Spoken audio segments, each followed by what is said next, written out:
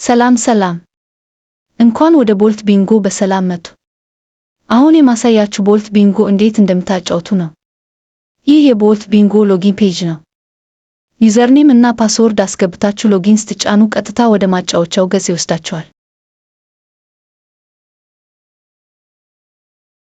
ሴቲንግ ውስጥ ትገቡና ፉል ስክሪን ታረጉታላችሁ።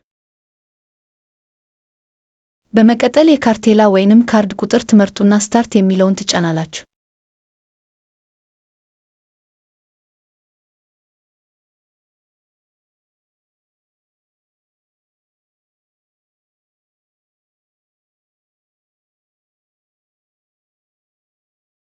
ጨዋታው ተጀምሯል።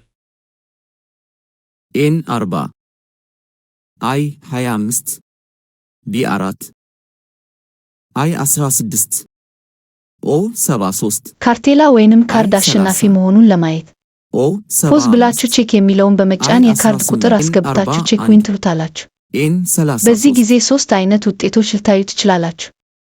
አንደኛ አልተመዘገበም ካለ ይህ ካርድ መጀመሪያ ላይ ካርድ ሲስተም ላይ ሲመዘገብ አልተመዘገበም ማለት ነው።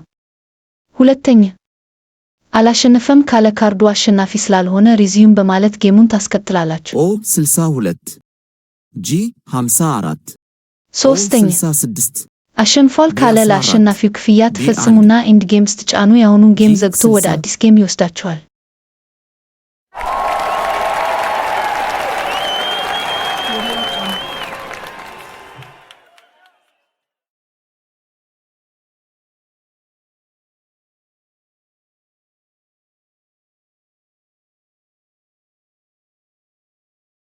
አዲስ ጌም ወይንም ቀጣዩን ጨዋታ ለማጫወት ካርድ ቁጥር ከመረጣችሁ በኋላ ስታርት ትሉታላችሁ።